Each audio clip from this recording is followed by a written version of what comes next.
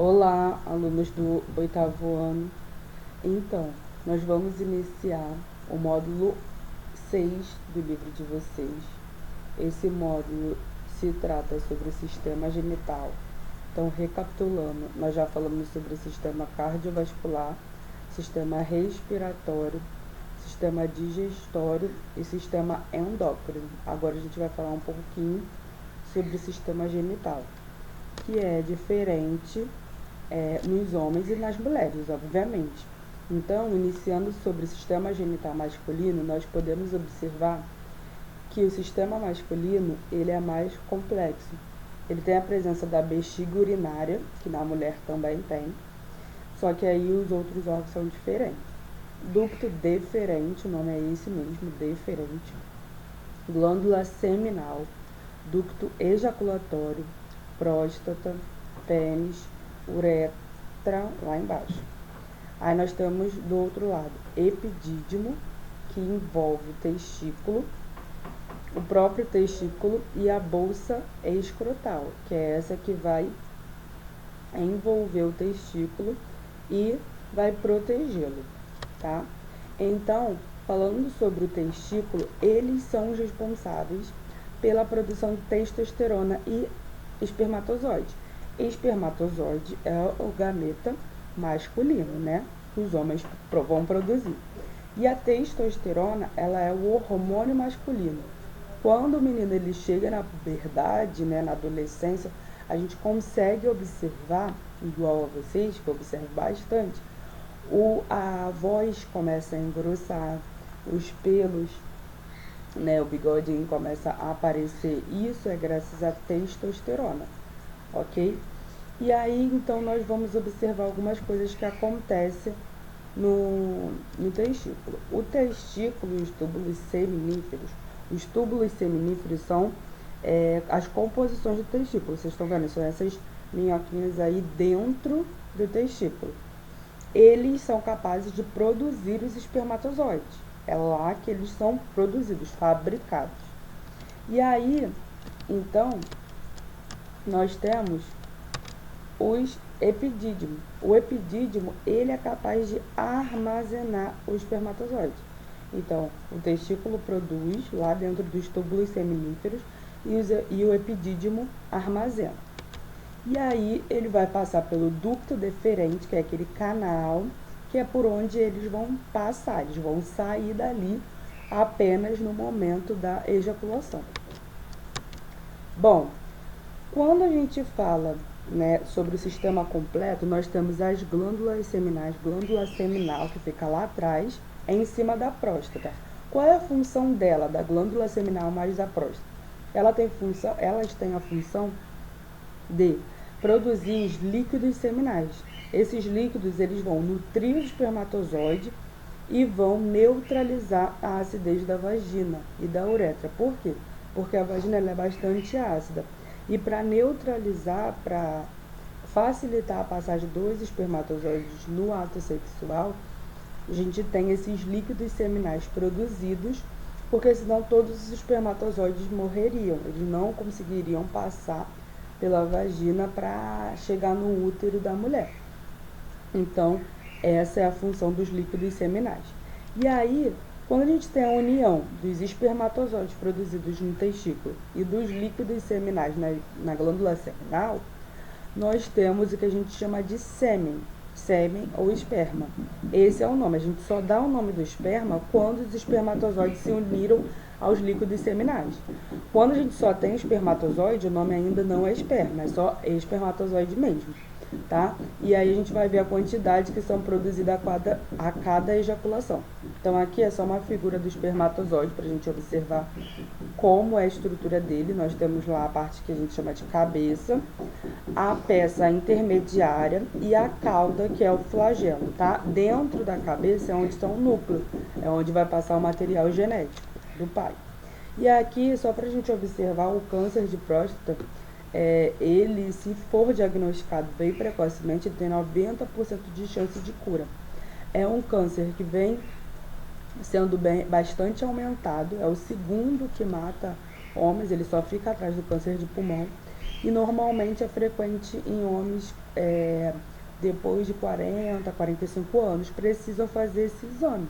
No exame será detectado e aí a chance de cura, né, graças ao tratamento, tá? E aqui, continuando sobre o sistema masculino, nós temos então que essa estrutura, que é conhecida como pênis, ela é preenchida por sangue, né? Um tecido que é preenchido por sangue, que são chamados de corpos cavernosos, tá? E esse sangue, ele é importante para o momento da excitação sexual. E aí, né, quando ocorre essa excitação, o testículo, né, ele já produziu espermatozoide, já passou pelo ducto deferente, e aí ele vai chegar na estrutura do pênis até ser eliminado na uretra. E aí, durante a ejaculação, são expelidos entre 2 ml e 4 ml de esperma. Dentro desse esperma contém aproximadamente 200 a 400 milhões de espermatozoides. Então, a nossa vida foi dada graças a umzinho espermatozoide. Mas olha só o quanto nós vencemos. Éramos aí, né, entre 200 e 400 milhões. E apenas um ou dois, né, dependendo se forem gêmeos, vão conseguir chegar até o útero, tá? E aí, nós vamos então para o sistema genital feminino. O sistema feminino, ele é menos complexo. E aí nós temos principalmente os ovários, né? Se lá nós temos o testículo produzindo testosterona e espermatozoide, aqui nós temos os ovários que produzem os ovócitos, que são importantes para a fecundação, né? Os ovócitos vão se unir ao espermatozoide masculino. E ele, além disso, produz os hormônios femininos, que são estrógeno ou estrogênio e progesterona, tá? Que é o que vão levar a indução do ciclo menstrual feminino, das características femininas, né, que são o corpo mais, aquele corpo que a gente fala mais de violão, né, que é diferente do corpo masculino, a presença dos seios também, tá, importantemente a primeira menstruação, que acontece na puberdade, que é onde esses hormônios são liberados. Nós temos as tubas uterinas, são duas, né, são tubos finos que ligam os ovários ao útero. Quando os ovários são liberados, quando acontece a fecundação, o ovário com o espermatozoide, ele precisa passar pela tuba uterina, tá? Nós temos então o útero, né, que ele já fica mais acima. Quando o embrião se fixa após a fecundação, o nome desse momento ainda não é mais fecundação, agora a gente chama de nidação, que é quando o embrião já está formado, já está entrando no núcleo, tá? Então preste atenção nesses nomes, porque pode conter em exercícios. Fecundação é a união do espermatozoide com o ovócito, uniu, fecundou. Depois que eles chegam lá no útero, o nome disso é nidação, tá?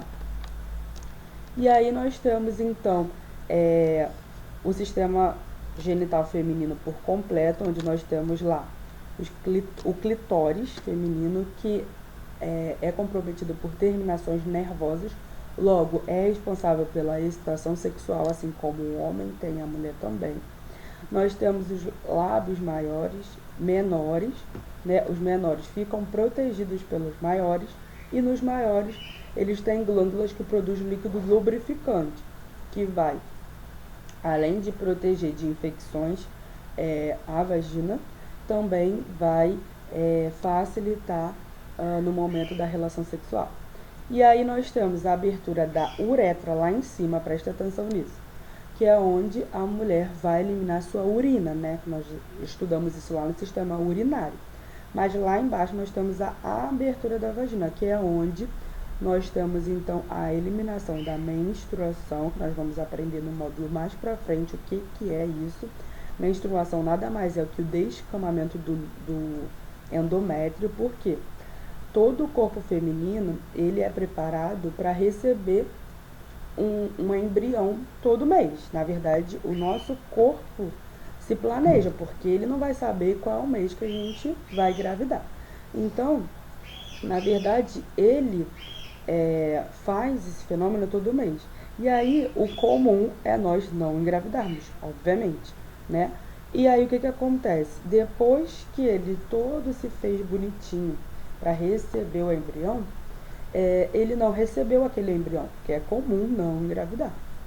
Então, o que acontece? Ele se descama. E aí é o que a gente chama de menstruação. É o descamamento do endométrio, tá? Obrigada pela atenção e até a próxima.